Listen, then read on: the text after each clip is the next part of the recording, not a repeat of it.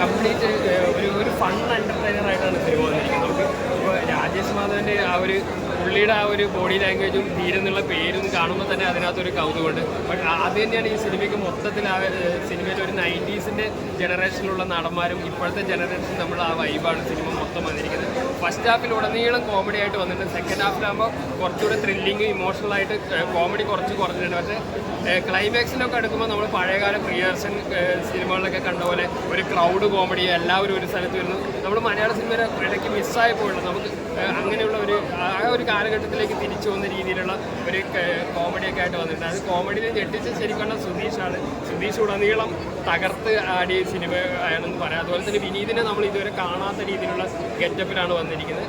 അപ്പോൾ ന്യൂജനും 90s നമ്മുടെ താരങ്ങളെല്ലാവരും കൂടി ഒരുമിച്ച് അഭിനയിച്ച ഒരു നല്ല കോമഡി വൈലുള്ള ചിത്രമാണ് ധീരൻ.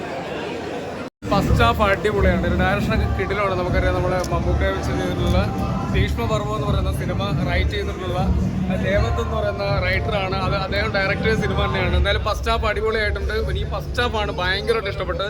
സെക്കൻഡ് ഹാഫ് ഇഷ്ടപ്പെട്ടില്ലെന്നല്ല, പക്ഷേ ഫുള്ള് കോമഡിയാണ് ഈ പടം.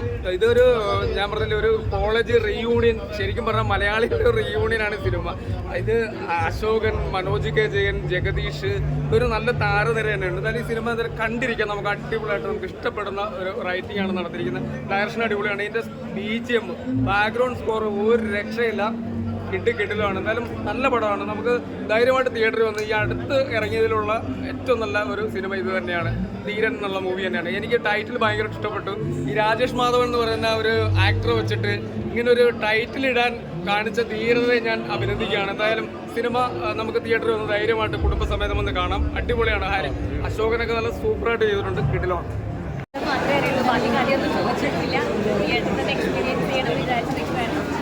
അടിപൊളിയാണ്. എല്ലാവരും തിയേറ്ററിൽ തന്നെ കാണും. കോമഡീസ് ഒക്കെ വർക്കുണ്ടായോ? സുധീഷേട്ടനൊക്കെ എങ്ങനെ ഉണ്ടായിരുന്നു? അടിപൊളിയാണ്. എല്ലാവരും അടിപൊളിയാണ്. പറ്റുന്നൊരു ചിത്രം, ബോറൊന്നുമില്ല, നന്നായിട്ട് കാണാൻ പറ്റുന്ന നല്ലൊരു ചിത്രം. ജഗദീഷ് നന്നായിട്ടുണ്ട്. ജഗദീഷ് നല്ല ഉഗ്രനായിട്ടുണ്ട്. രാജേഷ് മാധവൻ നന്നായിട്ട് കുഴപ്പമില്ല. പിന്നെ നമ്മുടെ അശോകന് ഒക്കെ നന്നായിട്ട്. സുധീഷ് നല്ല ഉഗ്രൻ, ഇടയ്ക്കിടയ്ക്ക് നല്ല അടിപൊളി കോമഡി ചെയ്തിട്ടുണ്ട്. കുഴപ്പമില്ല, നല്ല പടം കേട്ടോ. കുഴപ്പമില്ല, നന്നായിട്ടുണ്ട്. പടം നന്നായിട്ടുണ്ട്. എല്ലാവരും നന്നായിട്ടുണ്ട്. നല്ലൊരു സിറ്റുവേഷൻ കോമഡി ചിത്രം. കോമഡി വർക്കായിട്ടുണ്ട്. അത് പറയാനുള്ളൂ കേട്ടോ. ഓക്കെ. ആയാലും പിന്നെ ജഗദീശേട്ടനായാലും എല്ലാവരും നല്ല രീതിയിൽ തന്നെ നമ്മുടെ വിനീതേട്ടൻ അങ്ങനെ ഒരു നീണ്ട നിര തന്നെയുണ്ട്. എല്ലാവരും നല്ല രീതിയിൽ തന്നെ ചെയ്തിട്ടുണ്ട്.